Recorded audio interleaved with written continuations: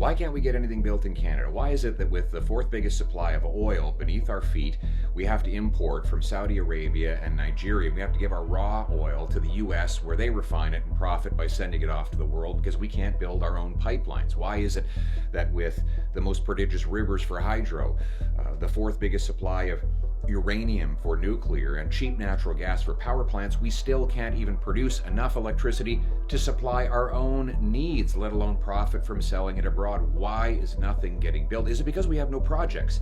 Well, the answer is no. There's 500 projects that are waiting for federal approval under the impact assessment system, and there's 275 of those where the proponent has sought expedited approval. So there are projects to build.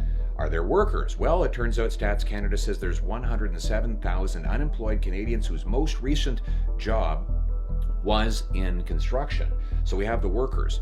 Is there investment? Well, also according to Statistics Canada, we have as Canadians $1.33 trillion of our pension money invested abroad. Even though the pension fund managers say they want to bring it home and build things in our country, they can't find projects that are approved that can make money, so they create jobs in other countries. Do we have the resources? What a silly question. Of course, we have the most resources per capita of any country in the world. In other words, we have projects, the workers, the investment, the resources. What do we lack?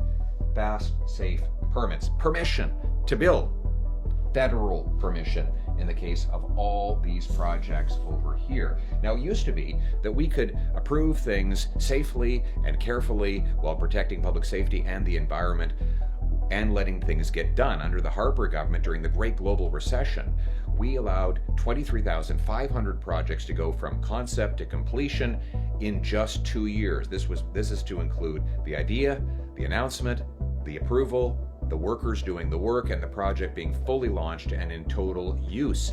But since that time, we haven't been getting anything done. What is standing in the way? The federal government's laws and taxes. We have, for example, the industrial carbon tax. And then that makes it basically uneconomical for large industry to carry out the projects. Then you've got C69. C69, it kind of works like this. It is a meandering, confusing maze of changing rules with recalcitrant bureaucrats also facing political interference from the Liberal cabinet that prevent things from getting done. Ultimately, it is as ugly as my handwriting. And if you doubt how bad this law is, the Pipeline Association says that there will not be another major oil pipeline built in this country as long as C69 is in place. With it, we have the second slowest permits in the OECD. It takes up to 19 years to get a mine approved, and even Mark Carney agrees that this system that it was brought in by the Liberal government does not work, because he says that we need a system to go around it while keeping it in place. He passed a bill called C5, which creates this office, the Major Projects Office, and that allows any of the projects he picks to go around the regulations that all the others might follow. But here's the problem. So far, he's only picked about 15 out of the 500, and none of those 15 actually have a permit a year after he promised that he would build the unimaginable at speeds not seen in generations, the now famous quote. So ultimately, he proposes to keep in place all of the rules and taxes that block things from going ahead, and use a law that goes around the previous law in order to get some things done. Ultimately, by virtue of the fact that he has this roundabout, this workaround, he admits that this system is neither workable nor necessary to protect our economy and our environment. So I have a bit of a different approach. Now be careful. You're going to be shocked.